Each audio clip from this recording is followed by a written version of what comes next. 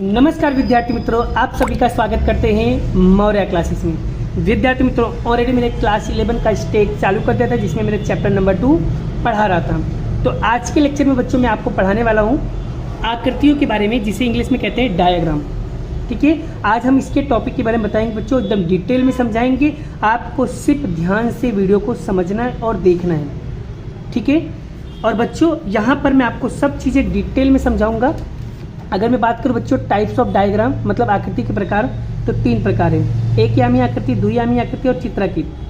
अगर बात करूँ बच्चों एक यामी आकृति में कितने प्रकार हैं, तो बच्चों यहाँ पर 4 प्रकार हैं। पहला स्तंभ आकृति, बहुगुण स्तंभ आकृति, सरल विभाजित स्तंभ आकृति और प्रतिशत विभाजित स्तंभ आकृति। जिसमें से बच्चों मैं आपको एक टॉपिक पढ़ाने वाला हूँ स्तंभ आकृति के बारे में। चलिए एकदम डिटेल में आपको समझाता हूँ और समझ में आ भी जाएगा। तो चलिए शुरुआत करते हैं बच्चों।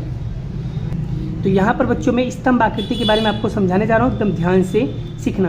तो बच्चों यहाँ पर मैं लेने वाला हूँ एग्जाम्पल नंबर 23। स्तंभ आकृति बनाया कैसे जाता है वो सब चीज़ें मैं आपको डिटेल वाइज आपको समझाने वाला हूँ बच्चों। क्या लिखा हुआ है, किसी एक वर्ष के शहर में कॉलेज के अध्ययन करते विद्यार्थियों को विद्या शाखा की संख्या के रूप में जिसे योग्य आकृति द्वारा प्रदर्शित कीजिए। और बच्चों याद रखना, स्तंभ आकृति में एक ही प्रकार की इन्फॉर्मेशन होती है तभी हम स्तंभ आकृति बनाया जाता है। अगर एक ही प्रकार की अगर जानकारी दी गई हो तभी आपको बच्चों स्तंभ आकृति बनाना है, अदरवाइज नहीं। बोलो यहाँ तक क्लियर हो गया।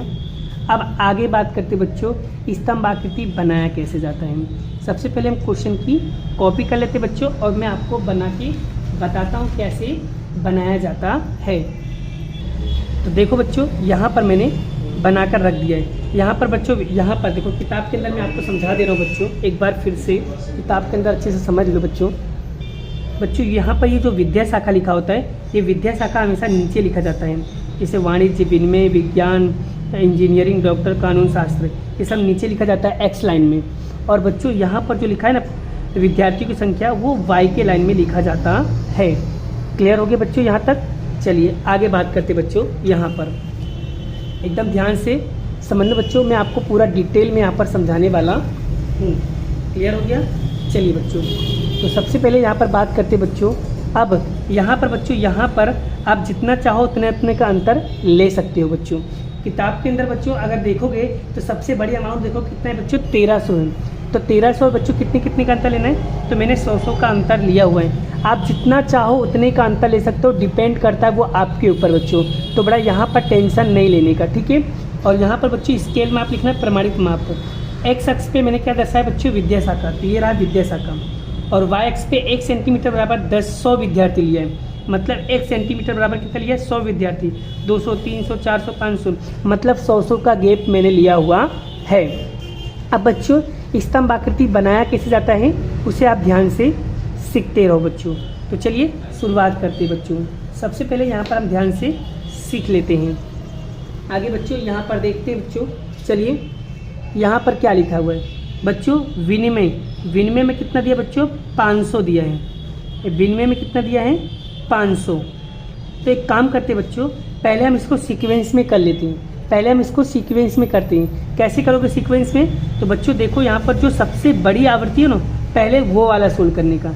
इसमें से देखो सबसे बड़ी आवृत्ति कौन सा है बच्चों, सबसे बड़ी देखो मैंने यहाँ पर क्रम में कर दिया है। देखो पहले 1300 है, फिर 900, फिर 500, फिर 400, फिर 300, फिर 200। यानी आपको सीक्वेंस में कर लेना, पहले सबसे बड़ी, फिर से छोटी, फिर से छोटी, फिर से छोटी, फिर से छोटी। इससे क्या होगा, आपका एक स्तंभ की तरह दिखेगा बच्चों। क्लियर हो गया। चलिए अब हम यहाँ पर सॉल्व करके आपको बताते हैं बच्चों, ठीक है। आप वैसे भी सॉल्व कर सकते हो बच्चों, आपका आंसर रॉन्ग नहीं होगा, सही होगा। बट सीक्वेंस में करने से बच्चों कुछ अच्छा दिखता है, इसलिए नहीं करोगे तो भी चलेगा, ठीक है। तो चलिए सबसे पहले यहाँ पर सीक्वेंस में कर लिए, कितना आएगा बच्चों, 1300। तो यहाँ पर सबसे पहले हम बनाएंगे 1300 बटा क्या है बच्चों, वाणिज्य है। तो यहाँ पर हम लिखेंगे बच्चों वाणिज्य, ये लिखा है बेटा मैंने, यहाँ पर सीक्वेंस में मैंने लिख भी दिया है, ठीक है। यहाँ पर सीक्वेंस में मैंने लिख भी दिया है। अब वाणिज्य बोला है कितना बच्चों, बोला 1300 बोला है ना। तो यहाँ पर हम करेंगे बच्चों, ये रहा 1300। और बच्चों आप ग्राफ पेपर के अंदर बनाना तो आपको बड़ा एक एक लाइन छोड़ देना पड़ा, एक एक बॉक्स आपको छोड़ते हुए बनाना। जैसे यहाँ पर जैसे मान लो उसको एक बॉक्स है, ठीक है, तो यहाँ पर बड़ा मैं बना के दिखा रहा हूँ आपको, ठीक है। आप देख सकते हो बच्चों किस तरीके से मैं यहाँ पर बना रहा हूँ। आप लोगों को बच्चे ऐसे सीख लेना है, ठीक है। ये कितना होगा बच्चों, ये होगा कितना, ये होगा 1300। बोलो बन गया। आगे सेकंड नंबर पे क्या है बच्चों, उसे भी हम देख लेते हैं। यहाँ पर सेकंड नंबर में क्या दिया बच्चों, विज्ञान 900। चलिए अब बनाएंगे विज्ञान, विज्ञान ये रहा बच्चों। अब विज्ञान में क्या बनाएंगे, 900। तो 900 कहाँ है बच्चों, 900 ये रहा, तो ये रहा 900, ये रहा विज्ञान, ठीक है। आप बच्चों समझोगे तो आपको समझ में आएगा, ठीक है। एकदम डिटेल से समझा रहा हूँ बच्चों, आराम से इसको ध्यान से सीखना है बच्चों, ठीक है। जल्दबाजी मत करो, ठीक है। वीडियो भगा भगा के देखोगे तो कुछ भी समझ में नहीं आएगा। चलिए आगे देखो बच्चों, आगे क्या लिखा है, आगे लिखा है 500, क्या लिखा है, विनिमय। तो लिखेंगे 500 में बनाएंगे विनिमय। तो ये रहा विनिमय 500, विनिमय क्या है बच्चों, ये रहा 500।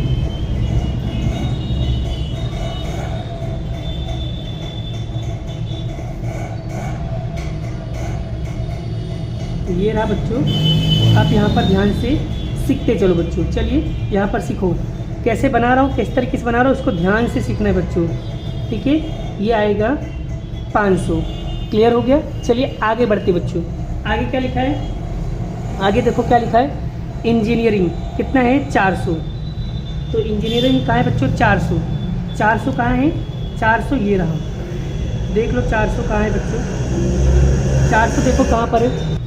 चलिए देखो 400 देखो, तो ये रहा 400,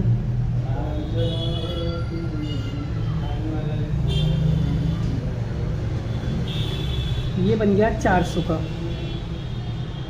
ठीक है। आप लोग ग्राफ पेपर में बनाओगे तो और अच्छे से बनेगा बच्चों। यहाँ पर तो मेरे पास ग्राफ पेपर नहीं है, इसलिए बेटा मैं आपको इसके अंदर बना के दिखा रहा हूँ, ठीक है। आप लोग ग्राफ पेपर में बनाओगे तो और अच्छे से आपको दिखेगा। अब आते बच्चों कानूनी, कानून शास्त्र कितना दिया बच्चों, 300। चलिए 300 पे बनाते बच्चों, 300 कहाँ है, ये रहा,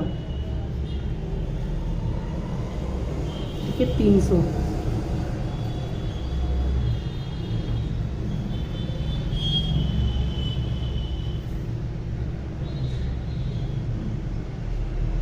तो ये है 300, क्लियर। अब आते हैं बच्चों डॉक्टर, डॉक्टर के कितना दिया बच्चों, डॉक्टर दिया आपको 200 दिया है,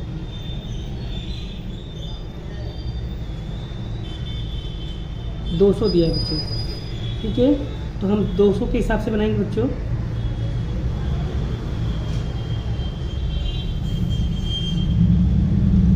तो ये बन गया 200 बच्चों। बोलो क्लियर हो गया बच्चों। आई होप आपको बच्चों ये स्तंभ आकृति बनाना सीख गए हो बच्चों। और यहाँ पर बच्चों आपको कलर वगैरह करना है तो आप कलर वगैरह ऐसे डिज़ाइन वगैरह आप करना चाहो तो कर लेना बच्चों, ठीक है।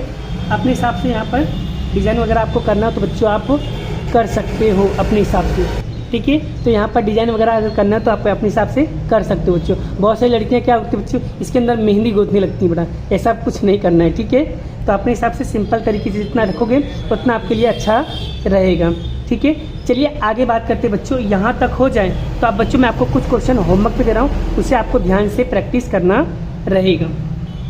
तो बच्चों उसके बाद आपको बच्चों यहाँ पर उदाहरण नंबर जो 24 है बच्चों, ये वाला क्वेश्चन आपको प्रैक्टिस करना रहेगा। अगर ये हो जाए बच्चों, उसके बाद आपको यहाँ पर 2.3 का पहला क्वेश्चन और दूसरा क्वेश्चन बच्चों इसी मेथड से आपको करना रहेगा।